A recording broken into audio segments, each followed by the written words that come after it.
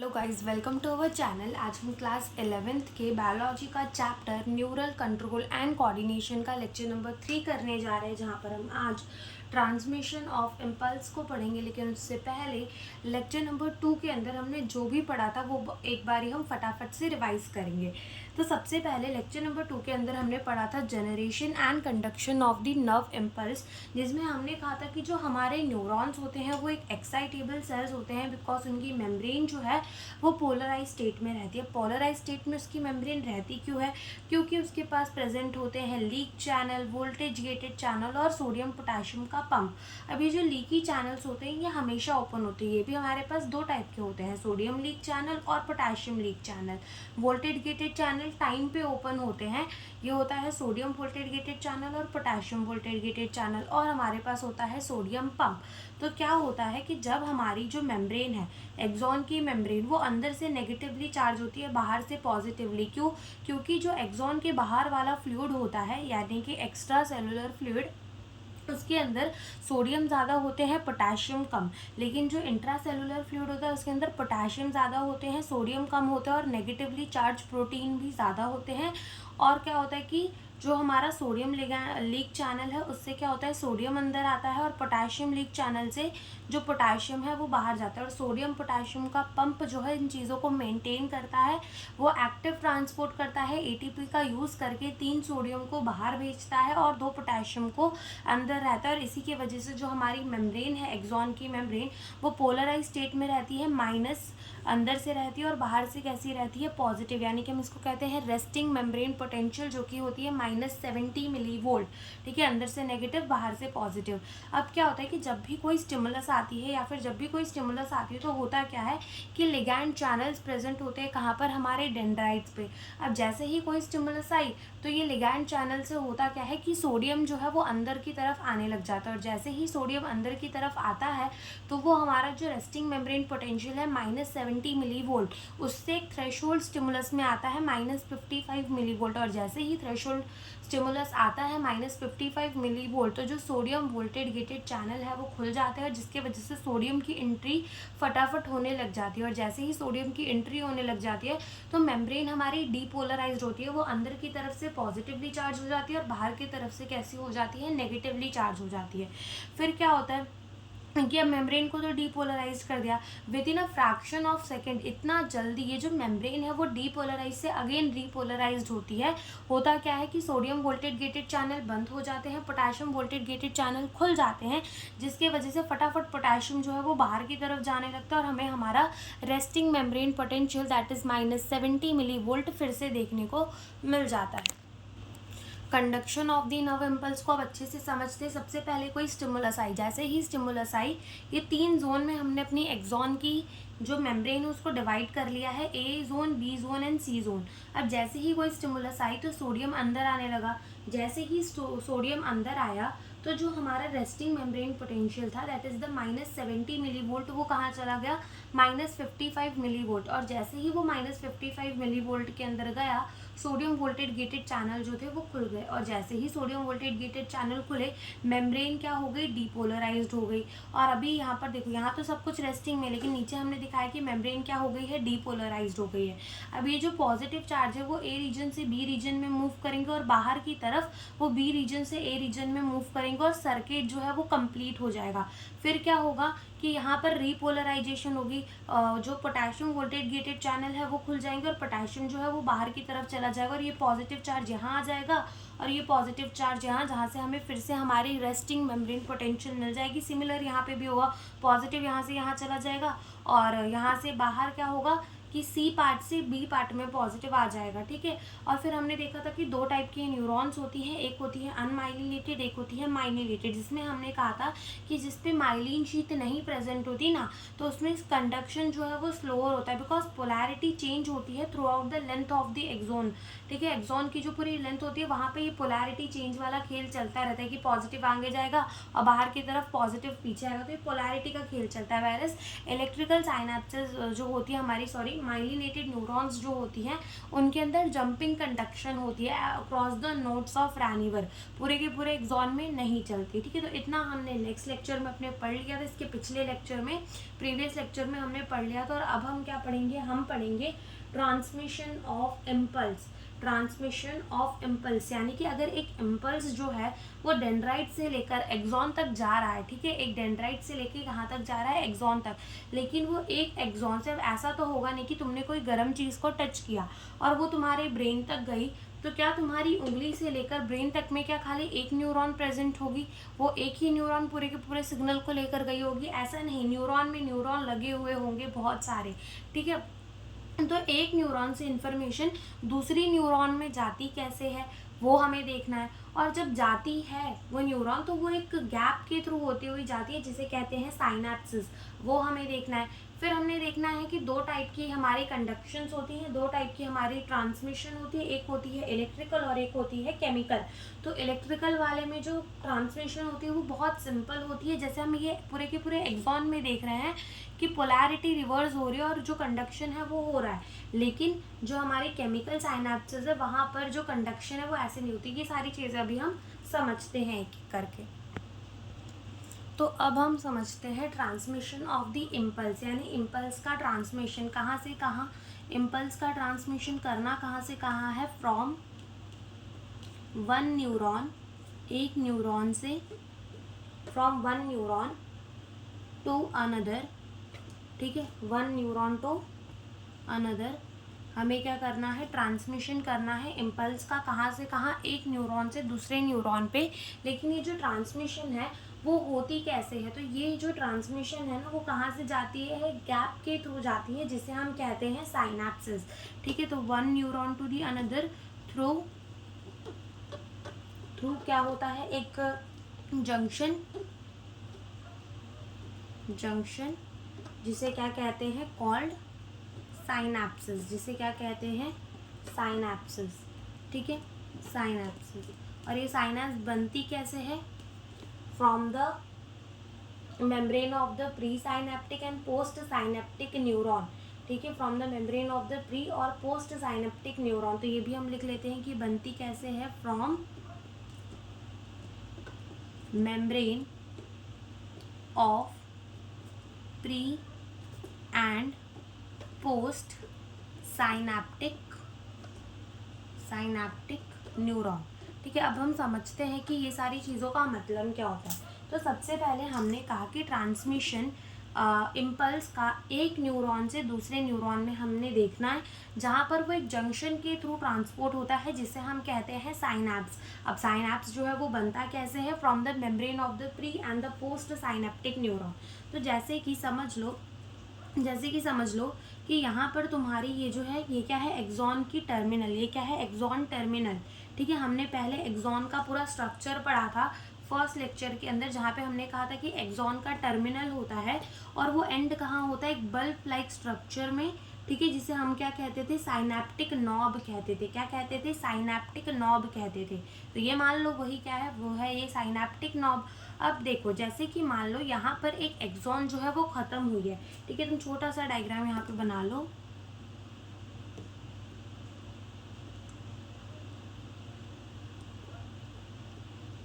ऐसे ही बना लो तो समझ में आएगा खाली, फिर बाकी का हम अभी समझते हैं।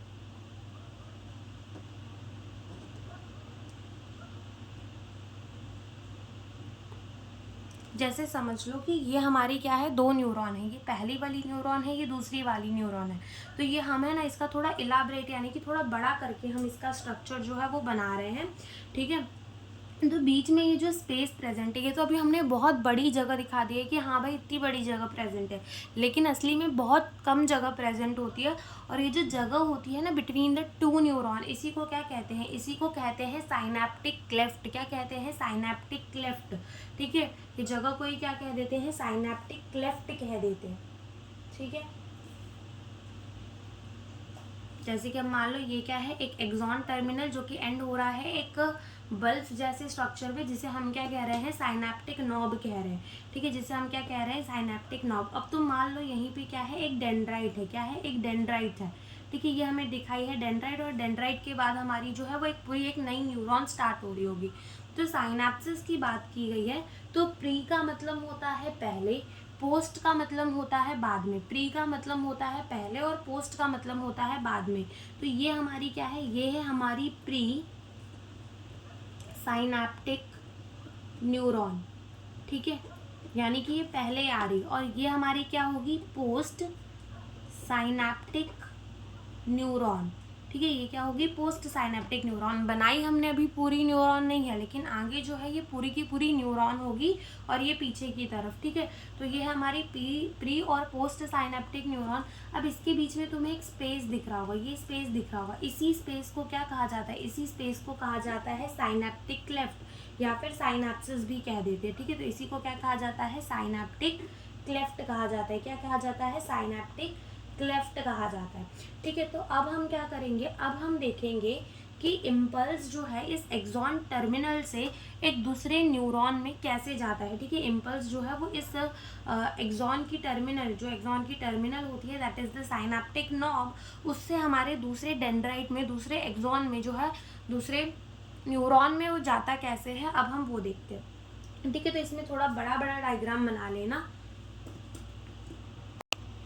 यस। तो जैसे कि समझ लो कि फिर से हमने क्या बना दिया, फिर से हमने बना दिया एक क्या, साइनेप्टिक नॉब, ठीक है, क्या बना दिया, साइनेप्टिक नॉब, और ये क्या है, मान लो एक्सॉन, और ये हमने क्या बना दिया, साइनेप्टिक नॉब बना दिया, ठीक है। फिर हमने यहाँ पर क्या बना दिया, यहाँ पर हमने बना दिया एक डेंड्राइट, क्या बना दिया हमने, एक डेंड्राइट, ठीक है, क्या बना दिया हमने, एक डेंड्राइट बना दिया, ओके।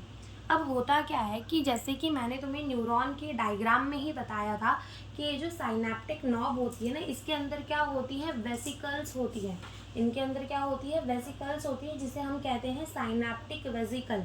और उसी साइनेप्टिक वेसिकल के अंदर क्या भरे हुए होते हैं, न्यूरोट्रांसमीटर्स भरे हुए होते हैं। जैसे मान लो ये क्या हो गई, ये हमारी एक साइनेप्टिक वेसिकल हो गई, ये हमारी एक साइनेप्टिक वेसिकल हो गई, ठीक है। और यहाँ से एक बना लो, तो ये ऐसे दिखा दो इस साइनेप्टिक वेसिकल को, तो यहाँ पर एक साइनेप्टिक वेसिकल हो गई। और इस साइनेप्टिक वेसिकल्स के अंदर भरे क्या हुए होते हैं, साइनेप्टिक वेसिकल्स के अंदर भरे हुए होते हैं न्यूरोट्रांसमीटर। क्या भरे हुए होते हैं, न्यूरोट्रांसमीटर। अब ये जो न्यूरोट्रांसमीटर, ये एक्साइटेटरी भी हो सकते हैं और इनहिबिटरी भी हो सकते हैं, यानी कि आगे समझते हैं, पहले हम पहले इसे समझते हैं। तो हमने सबसे पहले क्या कहा कि ये है हमारी क्या, ये है हमारी साइनेप्टिक नॉब, साइनेप्टिक नॉब, ठीक है।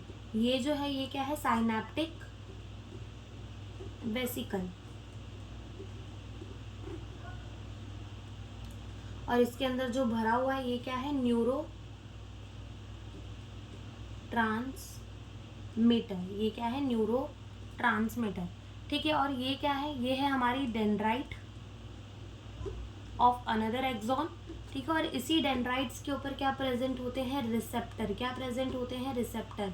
अब ये रिसेप्टर्स क्या होते हैं, रिसेप्टर का मतलब जो भी कोई चीज़, जो भी स्टिमुलस को ले, ठीक है, वो कोई भी स्टिमुलस को ले सकता है, वो उसे रिसेप्ट कर सकता है, कोई भी स्टिमुलस को ले सकता है, तो उसे हम क्या कह देते हैं, रिसेप्टर कह देते हैं। तो ये प्रेजेंट है यहाँ पर रिसेप्टर, जो कि कहाँ प्रेजेंट होते हैं, डेंड्राइट्स की मेम्ब्रेन में प्रेजेंट होते हैं, डेंड्राइट की मेम्ब्रेन में प्रेजेंट होते हैं, ओके। और ये क्या है, ये है एक्सॉन, ठीक है। तो अब देखो होता क्या है कि सबसे पहला काम जो यहाँ पर होता है कि इम्पल्स आती है, ठीक है, नंबरिंग डाल के लिख लो। तो पहला काम क्या हो गई कि इम्पल्स अराइव, ठीक है, यहाँ पर क्या आ चुकी है, इम्पल्स आ चुकी है। अब जैसे ही इम्पल्स आती है तो होता क्या है, जैसे ही मान लो इम्पल्स आ गई, ठीक है, कहाँ आ गई इम्पल्स, इम्पल्स आ गई एक्सॉन टर्मिनल में, इम्पल्स कहाँ आ गई, एक्सॉन टर्मिनल में। अब जैसे ही इम्पल्स आती है एक्सॉन टर्मिनल में, तो यहाँ पर प्रेजेंट होते हैं कैल्शियम चैनल्स, ठीक है, जिसके वजह से क्या होता है, फटाफट से कैल्शियम जो है वो कहाँ आने लग जाते हैं, अंदर आने लग जाते हैं, Ca+2 की एंट्री होती है, ठीक है, Ca+2 की क्या होती है, एंट्री होती है। ये दूसरा काम हो गया, ठीक है, ये क्या हो गया, दूसरा काम, Ca+2 की एंट्री हो जाती है। अब जैसे ही ये Ca+2 की एंट्री होती है ना, तो ये क्या बोलता है, ये बोलता है साइनेप्टिक वेसिकल को कि तुम क्या करो, फ्यूज़ कर जाओ किसके साथ, मेम्ब्रेन के साथ, ठीक है, तुम क्या कर जाओ, फ्यूज़ कर जाओ किसके साथ, इस मेम्ब्रेन के साथ फ्यूज़ कर जाओ। और जैसे ही जो हमारी साइनेप्टिक वेसिकल है वो फ्यूज़ करती है ना मेम्ब्रेन के साथ, तो न्यूरोट्रांसमीटर इस स्पेस में आ जाते हैं, जिसे हम क्या कहते हैं, साइनेप्टिक क्लेफ्ट। तो यहाँ पे लिख भी दो कि ये जगह जो है इसे हम क्या कह रहे हैं, साइनेप्टिक क्लेफ्ट। ठीक है, क्या कह रहे हैं, साइनेप्टिक क्लेफ्ट कह रहे हैं। ठीक है, क्या कह रहे हैं, हम उसे कह रहे हैं साइनेप्टिक क्लेफ्ट। तो देखो सबसे पहला काम क्या हुआ, सबसे पहला काम हुआ कि इम्पल्स आ गई। फिर दूसरा काम क्या होगा कि Ca+2 की एंट्री हो गई। जैसे ही Ca+2 की एंट्री हुई तो इसने क्या बोला, इसने बोला कि तुम जो है फ्यूज़ कर जाओ किसके साथ, मेम्ब्रेन के साथ। कौन से मेम्ब्रेन के साथ, प्री साइनेप्टिक न्यूरॉन। ठीक है, प्री साइनेप्टिक मेम्ब्रेन के साथ तुम फ्यूज़ कर जाओ। तो इसने क्या सिग्नल दिया, फ्यूज़ विथ, थर्ड जो है fuse with pre synaptic neuron. ठीक है, या फिर मेम्ब्रेन लिख लो। ठीक है, मेम्ब्रेन ज़्यादा सही रहेगा, तो मेम्ब्रेन लिख लो कि फ्यूज़ करने को बोल दिया किसके साथ, प्री साइनेप्टिक मेम्ब्रेन के साथ। ठीक है, किसके साथ, प्री साइनेप्टिक मेम्ब्रेन के साथ। अब जैसे ही इसको ये आया ऑर्डर, तो ये क्या करेगी, फ्यूज़ कर जाएगी। किसके साथ फ्यूज़ कर जाएगी, प्री साइनेप्टिक मेम्ब्रेन के साथ, जिसके वजह से जो न्यूरोट्रांसमीटर है वो स्पेस में आ जाएंगे। न्यूरोट्रांसमीटर कहाँ आ जाएंगे, इस साइनेप्टिक क्लेफ्ट में आ जाएंगे।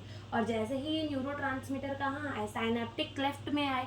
ठीक है, दिस आर द न्यूरोट्रांसमीटर, ये कहाँ आ गए, साइनेप्टिक क्लेफ्ट में। तो यहाँ प्रेजेंट है रिसेप्टर, तो रिसेप्टर पे क्या लग जाएंगे, रिसेप्टर पे लग जाएंगे न्यूरोट्रांसमीटर। ठीक है, रिसेप्टर पे लग जाएंगे न्यूरोट्रांसमीटर, और न्यूरोट्रांसमीटर के थ्रू क्या होगा कि ये जो इम्पल्स है वो कहाँ चली जाएगी, अगले एक्सॉन में चली जाएगी। अब हो सकता है कि ये एंग्लो एक्सॉन में जाए। ठीक है, चौथा स्टेप ये होता है। ठीक है, चौथा स्टेप ये होता है। ओके, तो हो सकता है कि अभी जो इम्पल्स है वो दूसरे न्यूरॉन में जाए, यानी कि ये पोस्ट न्यूरॉन में जाए, और हो सकता है ना भी जाए। इसका मतलब क्या, इसका मतलब ये कि ये जो हमारे न्यूरोट्रांसमीटर्स होते हैं ना, ये एक्साइटेटरी भी हो सकते हैं और इनहिबिटरी भी हो सकते हैं। तो पहली बात ये तुम लिखो कि द न्यूरोट्रांसमीटर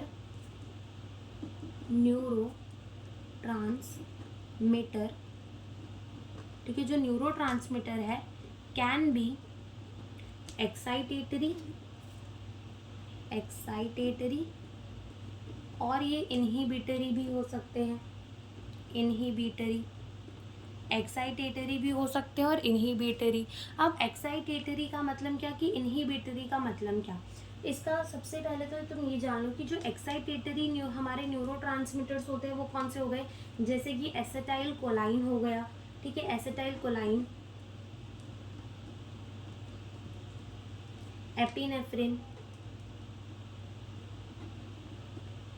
ये सारे जो न्यूरोट्रांसमीटर है ये कैसे होते हैं, एक्साइटेटरी। वेरएज़ अगर हम बात करें इनहिबिटरी की, तो इसमें क्या आ जाएगा, इसमें आ जाएगा डोपामाइन। ठीक है, ये सारे क्या होते हैं, इस टाइप के जो हमारे न्यूरोट्रांसमीटर्स होते हैं वो इनहिबिटरी होते हैं। अब होता क्या है कि मान लो एक्साइटेटरी न्यूरोट्रांसमीटर जो है वो साइनेप्टिक क्लेफ्ट में आया। एक्साइटेटरी न्यूरोट्रांसमीटर जो है वो कहाँ आया, साइनेप्टिक क्लेफ्ट में आया। तो जब भी एक्साइटेटरी न्यूरोट्रांसमीटर साइनेप्टिक क्लेफ्ट में आता है ना, साइनेप्टिक क्लेफ्ट में आता है, तो होता क्या है कि जैसे मान लो यहाँ पर जो प्रेजेंट था वो एक्साइटेटरी न्यूरोट्रांसमीटर था। तो ये जो रिसेप्टर्स होते हैं ना, ये एक्चुअली में क्या होते हैं, लिगैंड चैनल। क्या होते हैं ये, सोडियम लिगैंड चैनल्स ही होते हैं। क्या होते हैं एक्चुअली में, ये होते हैं सोडियम लिगैंड चैनल। ठीक है, क्या होते हैं, सोडियम लिगैंड चैनल। अब जैसे ही ये इस पे आकर लगते हैं न्यूरोट्रांसमीटर, इसका मतलब ये एक्साइटेटरी है, तो सोडियम की क्या होने लगती है, एंट्री। और जैसे ही सोडियम की एंट्री, तो हमने पढ़ा कि मेम्ब्रेन क्या होती थी, डीपोलराइज्ड होने लग जाती थी। लेकिन अगर यही जो न्यूरोट्रांसमीटर है वो इनहिबिटरी होते, तो यहाँ पर जहाँ पे हमारे सोडियम लिगैंड चैनल प्रेजेंट है, वहीं पर हमारे क्लोरीन लिगैंड चैनल भी प्रेजेंट होते हैं, क्लोराइड लिगैंड चैनल्स भी प्रेजेंट होते हैं। क्या बोला मैंने कि जहाँ पर हमारे सोडियम लिगैंड चैनल प्रेजेंट थे ना, सेम उसी पोस्ट साइनेप्टिक मेम्ब्रेन के ऊपर हमारे क्लोरीन लिगैंड चैनल भी प्रेजेंट होते हैं। और अगर कोई इनहिबिटरी न्यूरोट्रांसमीटर आता है तो वो कहाँ बाइंड करता है, वो बाइंड करता है क्लोरीन लिगैंड चैनल के साथ, जिसके वजह से क्या होती है, क्लोरीन की एंट्री होने लग जाती है। और जैसे ही Cl- की एंट्री होती है ना, तो जो मेम्ब्रेन है वो और ज़्यादा क्या होती जाती है, नेगेटिव होती जाती है। यानी कि रेस्टिंग मेम्ब्रेन पोटेंशियल उसका कितना था, -70 मिलीवोल्ट, लेकिन वो हाइपर पोलराइज्ड हो जाती है -90 मिली वोल्ट तक जाकर। ठीक है, तो जैसे मान लो कोई एक्साइटेटरी न्यूरोट्रांसमीटर आया है और ये मान लो तुम क्या है, ये मान लो तुम क्या है, डेंड्राइट है। क्या है, डेंड्राइट है। अब यहाँ पर मान लो सोडियम लिगैंड चैनल प्रेजेंट है और यहाँ पर हमने स्क्वायर शेप का जो बना दिया, मान लो वो क्या है, हमारा क्लोरीन लिगैंड चैनल। तो यहाँ लिख दो कि ये क्या है, sodium ligand channel, ligand channel, और यहाँ पे लिख दो ये Cl- लिगैंड चैनल है। ठीक है, अब मान लो कोई हमारा एक्साइटेटरी न्यूरोट्रांसमीटर आया है तो वो कहाँ बाइंड करेगा, यहाँ, जिसके वजह से क्या होगी, सोडियम की एंट्री। और जैसे ही सोडियम की एंट्री होगी तो क्या हो जाएगी, मेम्ब्रेन हो जाएगी डीपोलराइज। ठीक है, मेम्ब्रेन का क्या स्टार्ट होगा, डीपोलराइजेशन। ठीक है, डीपोलराइजेशन।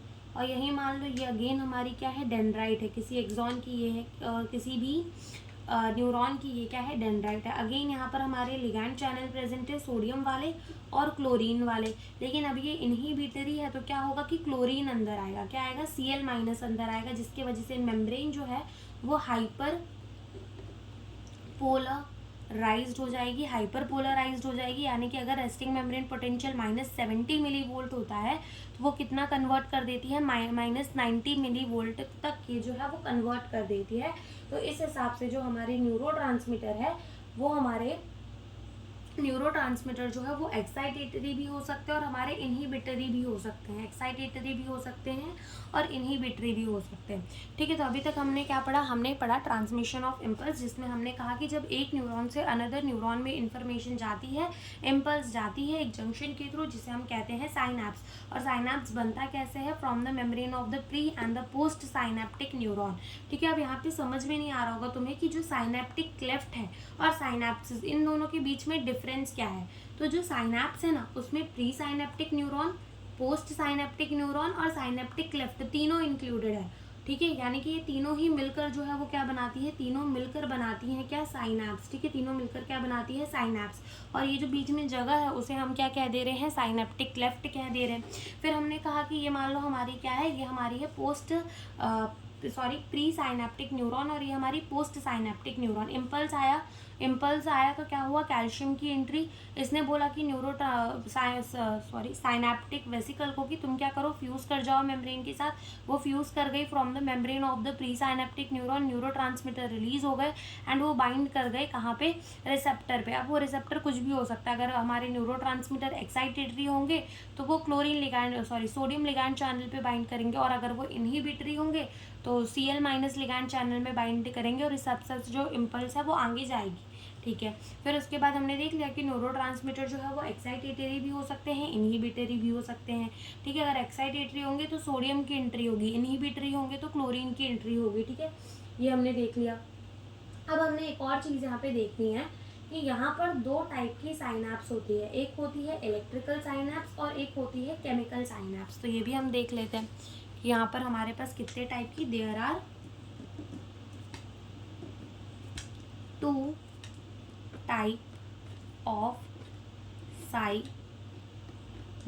ठीक है, यहाँ पे 2 टाइप की साइनैप्स होती हैं हमारे पास, एक होती है इलेक्ट्रिकल और एक होती है केमिकल। ठीक है, इलेक्ट्रिकल और केमिकल।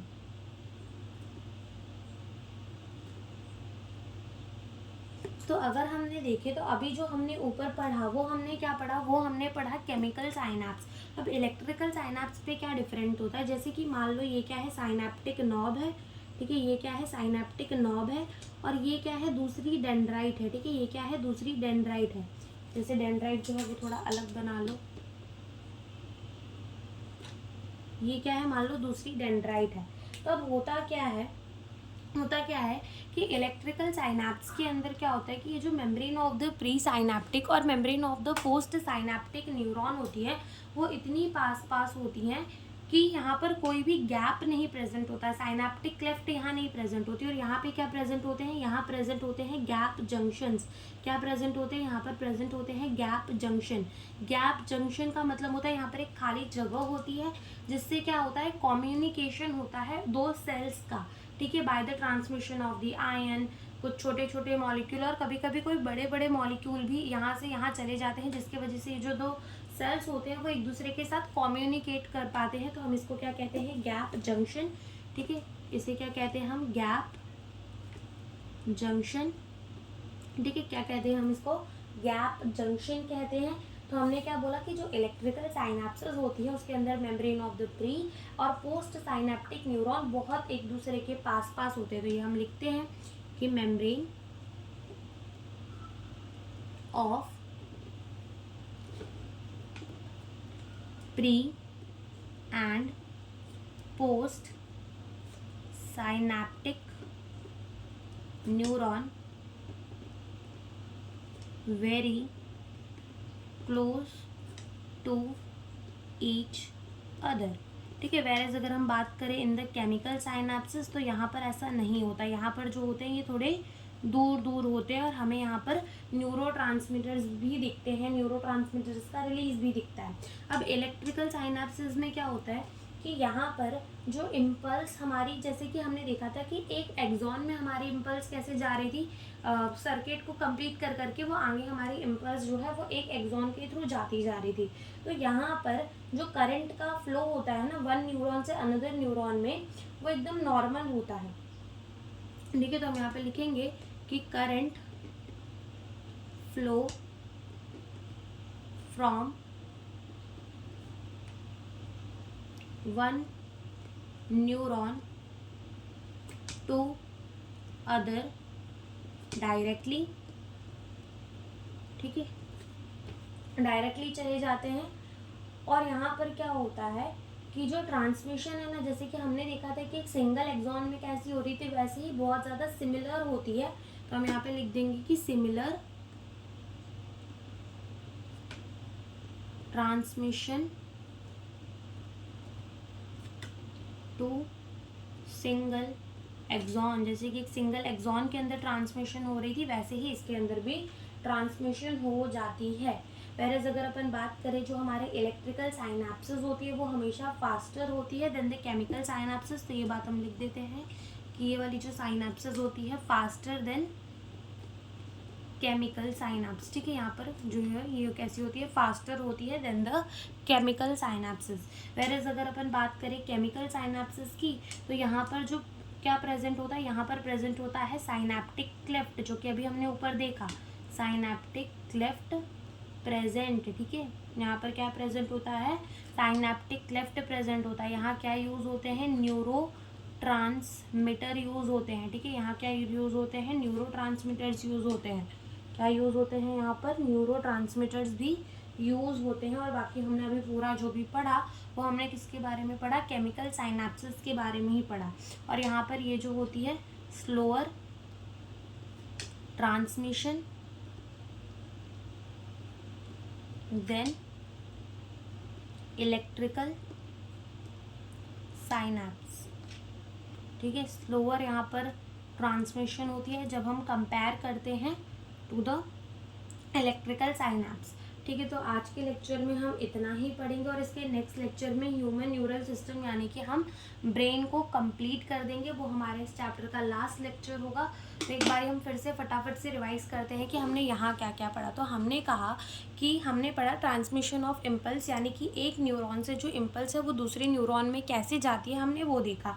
वो कैसे जाती है, एक जंक्शन के थ्रू जिसे कहते हैं साइनेप्स। साइनेप्स बनता कैसे है, from the membrane of the pre and the post synaptic neuron, और उन दोनों के बीच में एक जगह होती है जिसे कहते हैं साइनेप्टिक क्लेफ्ट, ठीक है। होता क्या है, सबसे पहले इम्पल्स आती है, इम्पल्स आती है तो Ca+2 अंदर आता है जो कि साइनेप्टिक वेसिकल को कहता है कि तुम फ्यूज कर जाओ with the membrane of the pre synaptic neuron, और वो फ्यूज करता है, न्यूरोट्रांसमीटर रिलीज होते हैं और न्यूरोट्रांसमीटर अपने रिसेप्टर से बाइंड करते हैं। अब रिसेप्टर जो है वो सोडियम वाले भी हो सकते हैं, वो क्लोरीन वाले भी हो सकते हैं, ठीक है। अगर सोडियम वाले होंगे मतलब वो न्यूरोट्रांसमीटर एक्साइटेटरी है, और अगर वो क्लोरीन के साथ जाकर, क्लोरीन लिगैंड चैनल्स के साथ जाकर क्या कर रहे हैं, बाइंड कर रहे हैं, इसका मतलब वो इनहिबिटरी वाले न्यूरोट्रांसमीटर थे, ठीक है।